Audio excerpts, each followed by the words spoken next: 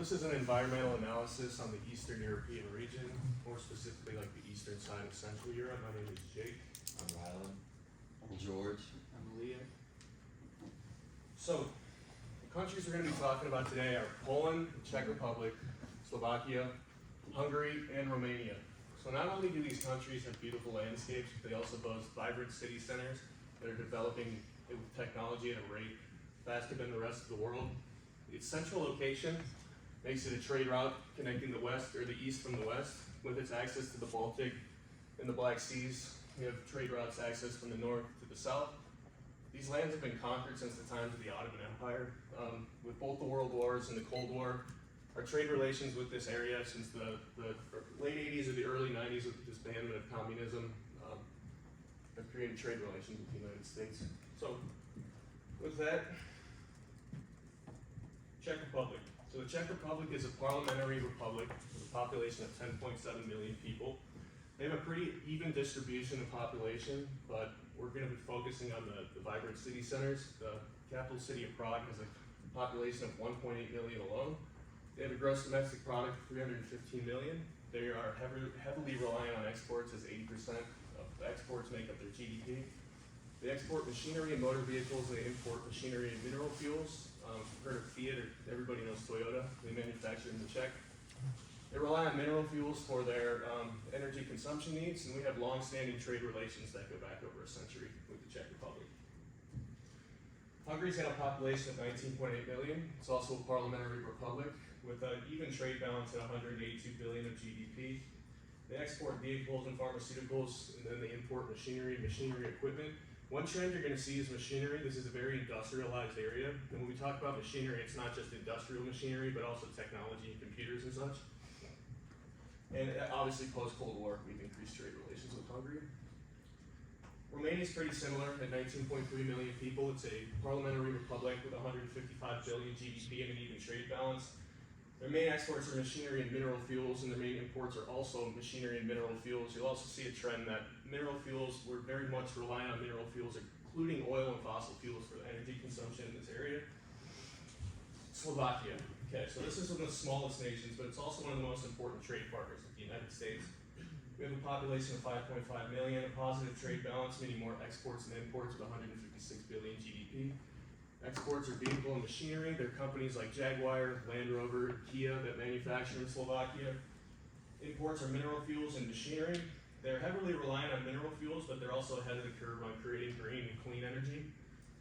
Green energy has kind of been behind the curve in this area. A lot of their infrastructure and technology is still Cold War era, so they're catching up on that. And since their gain to independence in 1993, we've had positive trade relations with Slovakia. The most important country, or the biggest superpower in the region is Poland. It's the 6th largest economy in the EU. It's an EU member state and NATO member state along with the other ones. It's got a population of 38 million, $469 billion GDP with a positive trade balance. They export machinery and vehicles and import machinery and mineral fuels.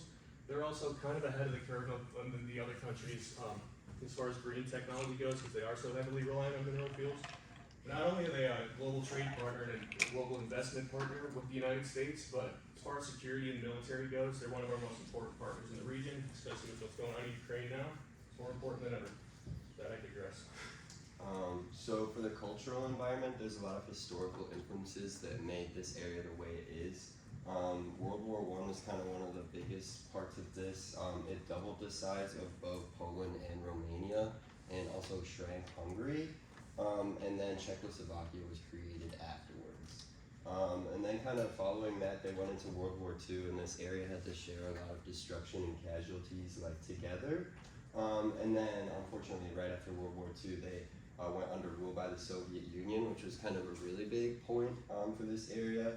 There was a huge economic influence, obviously, towards communism, but then also a religious influence towards atheism. So the language is pretty self-explanatory. Each country has their own language, and then all of the countries are Roman Catholic, aside from Romania, which is Orthodox Christian. As I mentioned before, there's larger than average amounts of atheism in all of these countries, and this is because during the time of the Soviet Union, there was a large push against religious practices, and they preferred atheism. Hungarian is the 13th most spoken language in Europe, so it's really common around this entire area. And then obviously there's lots of like minority languages spoken within all of these areas as well, including English, German, and Russian. So, family attitudes. Families are very small. It's common to not have more than 2 children. Grandparents live with the families and raise the children. There's a big cultural theme of food as well as passing on like cooking traditions throughout families in this area. And then it's common to take trips together. In some areas this can vary because of different socioeconomic backgrounds and things like that. And then as far as customs go, this whole area is very modest and traditional. When you're out in public, you should dress formally. You need to say hello and goodbye when you meet strangers, shake hands when you meet somebody, take your shoes off when you enter the house, no matter who you are. And the people are really friendly and polite, but they're super reserved as well. As Jake mentioned earlier, this area is super beautiful. There's lots of mountains and small cities that they want to share with people, lots of history in this area, but you have to do it their way. This is seen in business as well. There's a really strong focus on taking time to build a relationship outside of the workplace. So you really need to be patient and give an honest commitment to that. Let's see. And then they don't like boasting either. Most countries are very non-confrontational, and yeah. So then the differences, the main differences are from the religion that I mentioned earlier. The religious differences come from really old history, so it's kind of just based on location. But the main difference here is the economic structure. Capitalism is growing a lot in Eastern Europe because of the younger generations growing up without living in a communist era. A lot of people want free markets. Yeah. Alright, the economic outlook for this region has been on the rise since slight decline due to the pandemic. But overall, the average GDP per capita for all the countries is around 19,000, and then Czechia comes in on the high end of that at 24,000, and Romania was the low with 12,000. This region is expected to have growth in all the countries' GDP over the next few years. The unemployment rates in this area are a little bit of a concern due to an aging population, but these countries are also known as some of the fastest growing economies within the EU. You can see the bottom 2 lines is Central and Southeastern Europe, which includes the countries we have, and they're all kind of catching up to the rest of Europe there. The war in Ukraine, the fallout from the war was not as bad as initially expected to this point.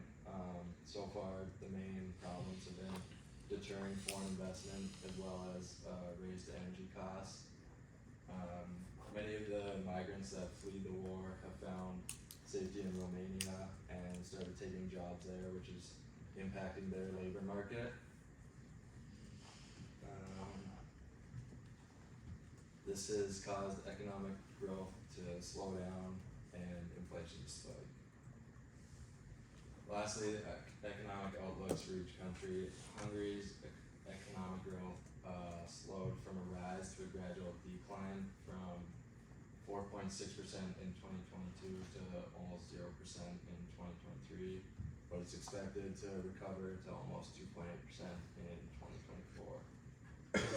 In Czechia, the investment activity has grown substantially in 2023, although headline inflation peaked at 18% due to energy costs and price caps from the government on electricity and gas. Slovakia experienced a bottleneck of their supply chain throughout the pandemic, but this is expected to ease, and then their exports are going to grow back to normal, especially with the destinations that these exports are going to having better economic outlooks. Romania has had economic growth steadily over the past few years. It's expected to maintain. And then Poland, their median household household income has grown steadily over the last decade. It's up almost 30% since 2010. I'm here to talk about the political environment, and the most important thing to know about, every single government is like, the left and right compass is always leaning back and forth. Like in America, we have Donald Trump, and now we have Joe Biden, Democratic Party, Republican Party, and every single country that we talk about today in our group is always following the same trend. If one leans left, the other's gonna lean left. If one leans right, the other's gonna lean right. And because Eastern and Western Europe being like allocated very differently, they have very different political spheres, if that's the way to put it. So Czech's gonna follow Hungary, and Hungary's gonna follow Spain. And all these governments are very I can't say it right, authoritarian. Oh my gosh.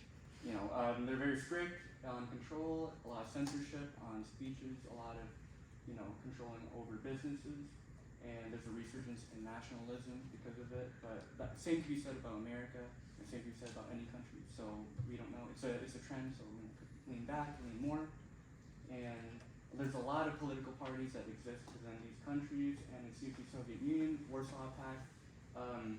After World War II, they didn't want another Hitler, so Soviet Union created the Warsaw Pact. But it was overtaken by NATO because NATO is more attractive to every single country.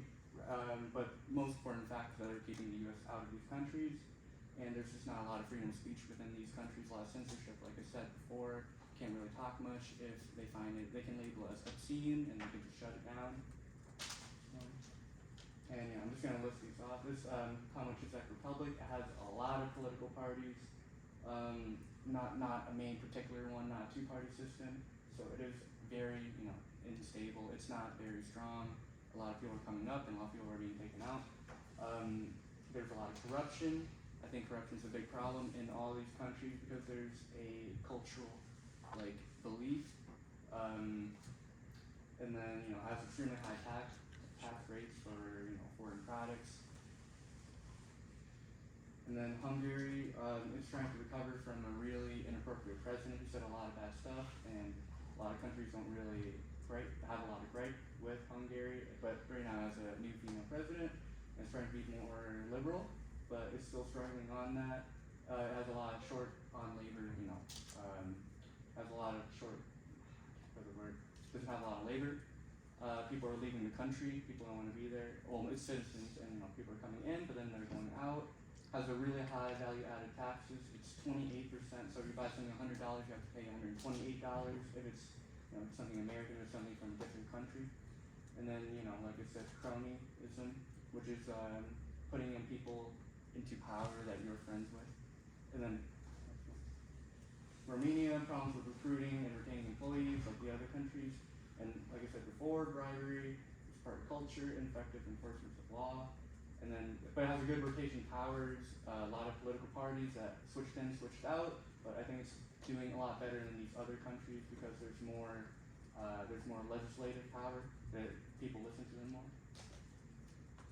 And then there's Latvia, has corruption problem, bribery problem, misuse of power, and it's good thing though, it's not exactly left or right, it's not authoritarian, but there's that. And then there's Poland, even though it's super strong, there is severe human rights issues, there's a lot of censorship, offensive religious laws, I feel like, and then there's barriers to reproductive rights, just a lot of they call it pro-family laws. And then a quick SWOT, I think that it's good to invest in these countries because there's already established trading, as part of the EU and as part of the WTO, so you gotta go by those rules, which are nice, but a couple hiccups. And then the weaknesses, there's weak work unions, there's just no LGBTQ plus rights, and it just doesn't have a strong democratic rights for citizens. I don't think there's a lot of work unions that are there. They're getting shut down. Not a lot of unions. And then opportunities there. I think there's always a business to be open in anywhere. But then threats is just the looming government. I just think they're able to shut you down pretty quickly if they don't like what you have. And yeah, that's the end of our presentation. Does anyone have any questions?